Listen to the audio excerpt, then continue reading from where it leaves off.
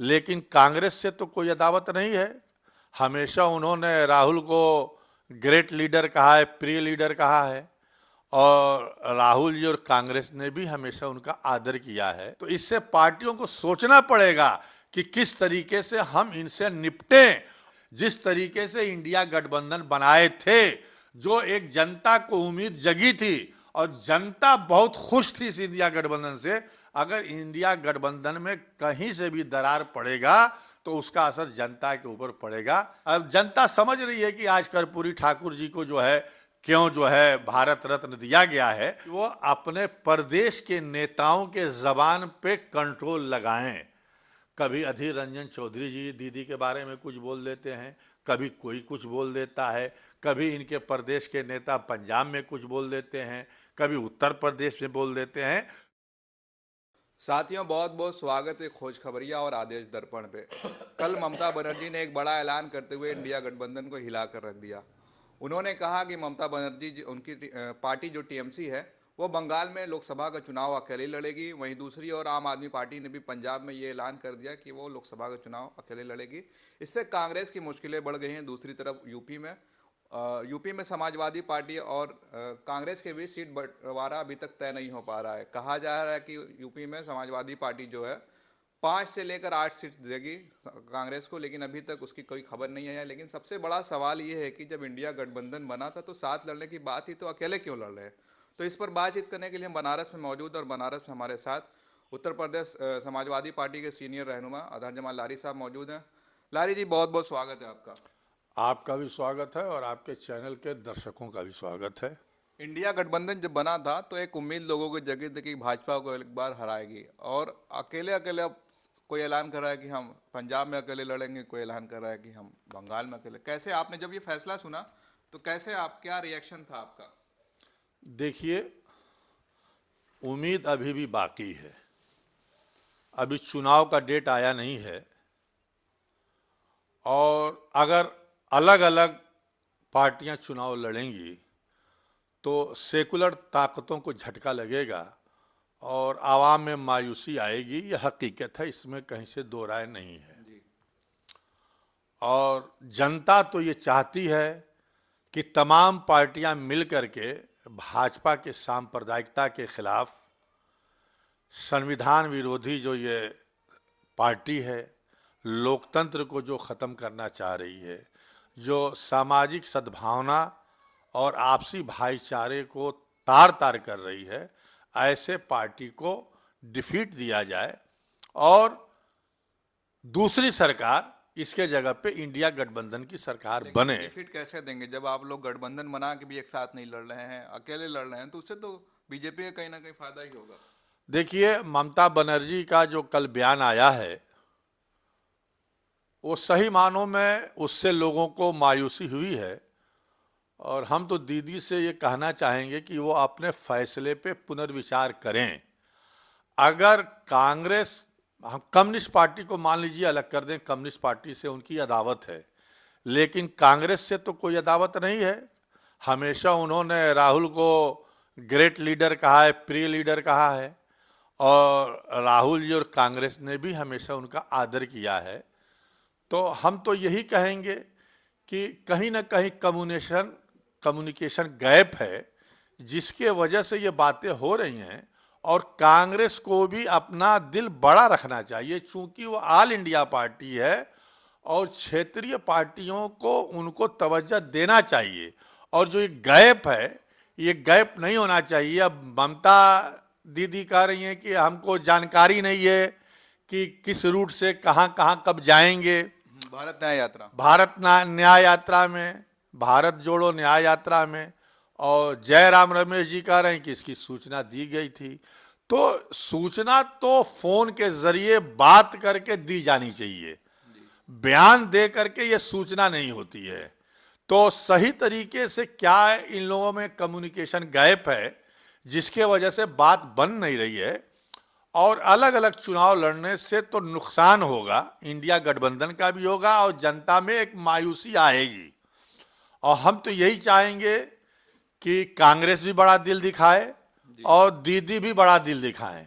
अच्छा, ममता बनर्जी की तरफ से उनके एक नेता ने एक इंटरव्यू में कहा कि जब ममता बनर्जी ने एक सुझाव दिया कि जो इंडिया गठबंधन में कांग्रेस 300 सीटों पर लड़े और बाकी जो रियासती पार्टियां हैं, राज्य की जो पार्टियां हैं, वो अपने अपने इलाकों में लड़े, लेकिन उस पर कोई विचार नहीं किया गया, उस पर कोई मीटिंग नहीं, तो इससे भी एक नाराजगी थी।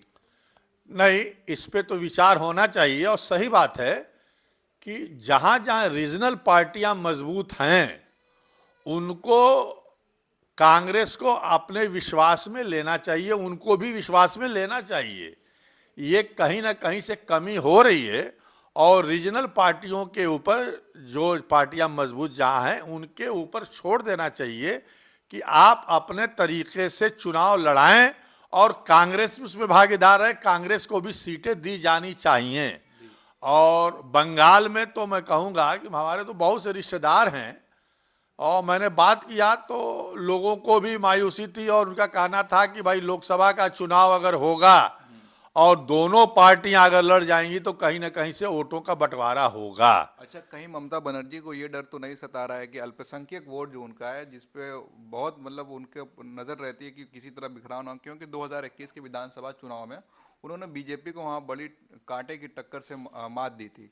अब शायद उनको डर हो कि लोकसभा में हमारा वोट कांग्रेस की तरफ चला जाए। नहीं, लोकसभा में कांग्रेस को सारे सीट पे तो वहां लड़ना नहीं है। अरे 2 सीट कांग्रेस जीती है, 2-4 सीट और मांग रही है। 2 सीट तो बात कर ही रहेंगे, हम दे देंगे, लेकिन 2 सीट है तो थोड़ा दीदी को भी दिल बड़ा करना चाहिए, कांग्रेस को भी बड़ा करना चाहिए और एक कुछ आपसी सहमति से कुछ सीटों का बंटवारा, 2-4 सीटों का इधर उधर करके बंटवारा करना चाहिए। नहीं तो ये मैं कहना चाहूंगा कि अगर कांग्रेस भी लोकसभा का चुनाव सब सीटों पे लड़ेगी और दीदी भी लड़ेंगी तो मुस्लिम वोटों का बंटवारा लोकसभा में हो जाएगा, विधानसभा में तो नहीं होगा लेकिन लोकसभा में कहीं ना कहीं से बंटवारा हो जाएगा जिसका फायदा भारतीय जनता पार्टी को मिलेगा। और इसीलिए हम कहना चाहते हैं कि कांग्रेस भी पुनर्विचार करे और ममता दीदी भी पुनर्विचार करें। अभी इलेक्शन का समय, अभी 2 महीना है टाइम आने में और इन लोगों को मिल करके बैठ करके इस मसले का हल निकालना चाहिए। नहीं तो फिर अगर ये संविधान विरोधी ताकतें सत्ता में आ जाएंगी तो फिर 2024 के बाद अगर खुदा न खास्ता ये पार्टियां आ जाएंगी तो फिर चुनाव नहीं होगा, संविधान नहीं बचेगा। ये हमारे तमाम नेताओं को समझना चाहिए, तमाम नेताओं को सोचना चाहिए। परेशान तो जनता है ना, आम जनता परेशान है। जिस तरीके से आज राम मंदिर के नाम पे उन्माद फैलाया जा रहा है, जिस तरीके से जगह जगह हम सुन रहे हैं कि कहीं मुसलमानों से कहा जा रहा है कि जय श्री राम का नारा लगाओ, कहीं कब्रिस्तान में जो है आग लगा दी जा रही है, कहीं जो है बुलडोज़र चलाए जा रहे हैं, बॉम्बे से लेकर के कहीं कहीं मस्जिदों में भगवा झंडे फहराए जा रहे हैं। ये तमाम बहुत सी घटनाएं हो रही हैं जिसका जिक्र नहीं किया जा सकता। तो इस तरीके का माहौल राम मंदिर को लेकर के जिस तरीके से बनाया गया है तो इससे पार्टियों को सोचना पड़ेगा कि किस तरीके से हम इनसे निपटें। और इनके पास जो मंडल कमीशन की रिपोर्ट और जातिगत जनगणना और सामाजिक न्याय की जो लड़ाई थी वो मजबूती से इनको लड़ना पड़ेगा, तभी इसका सांप्रदायिकता का काट हो सकता है। अच्छा, पंजाब में आम आदमी पार्टी ने भी ऐलान कर दिया, इस पे क्या कहेंगे अकेले लड़ने का? देखिए, अब पंजाब की स्थिति तो कुछ अलग है। अब वहाँ तो भगवंत मान जी कह रहे हैं लेकिन अभी अरविंद केजरीवाल जी उसके राष्ट्रीय संयोजक हैं, अभी उनका कोई बयान नहीं आया है तो अभी कुछ कहा नहीं जा सकता। अभी समय है, हो सकता है कि लोगों को भगवान सबको सद्बुद्धि दे और सारे लोग जो है जिस तरीके से इंडिया गठबंधन बनाए थे, जो एक जनता को उम्मीद जगी थी और जनता बहुत खुश थी इस इंडिया गठबंधन से, अगर इंडिया गठबंधन में कहीं से भी दरार पड़ेगा तो उसका असर जनता के ऊपर पड़ेगा।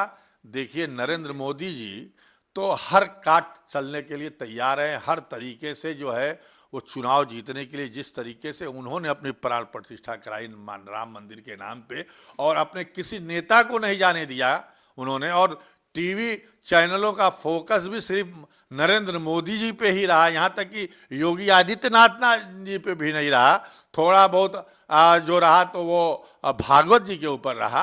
तो जिस तरीके से इन्होंने अपने को आगे करने का काम किया है और जिस तरीके से माहौल खराब किया गया और जिस तरीके से कर्पूरी जी के जन्म शताब्दी समारोह पे उन्होंने जो है ऐलान किया है कि हम इनको भारत रत्न दे रहे हैं, तो मैं पूछना चाहता हूं कि 10 बरस से इनकी सरकार थी तो याद नहीं आया, और जब 2024 का चुनाव आया तो इन्होंने जो है ये ऐलान किया, ये इन्होंने कोई बड़ा एहसान नहीं किया है। क्या लगता है नीतीश कुमार को खींचना चाह रहे हैं क्या? भाई उनकी तो चाल यही है, वो तो चाहते हैं इंडिया गठबंधन में दरार पड़े किसी तरीके से इंडिया गठबंधन को तोड़ा जाए, चाहे ईडी के जरिए, चाहे सीबीआई के जरिए, चाहे जिस तरीके से भी हो, डरा के धमका करके आपस में रार पैदा करके ये तोड़ने की कोशिश हो रही है। लेकिन हमें उम्मीद है कि हमारे नेता भी समझदार हैं और ऐसा नहीं होगा। और अब जनता समझ रही है कि आज कर्पूरी ठाकुर जी को जो है क्यों जो है भारत रत्न दिया गया है। इसके पर देखिए यही भाजपा है। मैं कहना चाहता हूं कि जब वीपी सिंह ने मंडल कमीशन की रिपोर्ट लागू की थी तो सबसे पहले पूरे देश में भाजपा ने इसका विरोध किया था, वीपी सिंह की सरकार गिराई थी और लाल कृष्ण आडवाणी मंडल के खिलाफ कमंडल यात्रा लेकर के निकले थे। और जातिगत जनगणना के मामले पे भी भाजपा जातिगत जनगणना का विरोध कर रही है। और मोदी जी खुद कहते हैं कि कोई जाति नहीं होती, अपने को बार बार बैकवर्ड करते हैं लेकिन कहते हैं कि कोई जात नहीं होती, हमारे निगाह में सिर्फ 4 जातियां हैं। तो यह हमेशा से भाजपा जो है पिछड़ों, दलितों, शोषितों, अल्पसंख्यकों, आदिवासियों के खिलाफ रही है और आज भी खिलाफ है। इसलिए दलितों, पिछड़ों, अल्पसंख्यकों को सोचना होगा और इनके भाजपा के खिलाफ लामबंद होना पड़ेगा। जी, आखिरी सवाल रहेगा, उत्तर प्रदेश में भी कांग्रेस की समाजवादी पार्टी से नहीं बन रही है। अभी तक सीट बंटवारे की कई मीटिंगें हो चुकी, कुछ फाइनल नहीं हो रहा है, जबकि जयंत चौधरी को उन्होंने 7 सीटें दे दी है।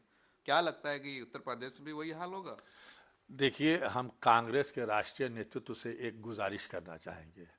हालांकि हम तो कांग्रेस में नहीं हैं, लेकिन फिर भी एक गुजारिश करना चाहते हैं कि वो अपने प्रदेश के नेताओं के ज़बान पे कंट्रोल लगाएं। कभी अधीर रंजन चौधरी जी दीदी के बारे में कुछ बोल देते हैं, कभी कोई कुछ बोल देता है, कभी इनके प्रदेश के नेता पंजाब में कुछ बोल देते हैं, कभी उत्तर प्रदेश में बोल देते हैं। तो इसके ऊपर भी कांग्रेस को ध्यान देना पड़ेगा और कांग्रेस को देखना पड़ेगा कि हमारे नेता कुछ इस तरीके का बयान न दे जिससे कि आपस में मनमुटाव पैदा हो और कहीं से कहीं तफरका पैदा हो। इसलिए कांग्रेस को इसके ऊपर निगरानी रखनी होगी और उन नेताओं के ऊपर भी जो है अंकुश लगाना पड़ेगा और कांग्रेस को भी बड़ा दिल करना पड़ेगा।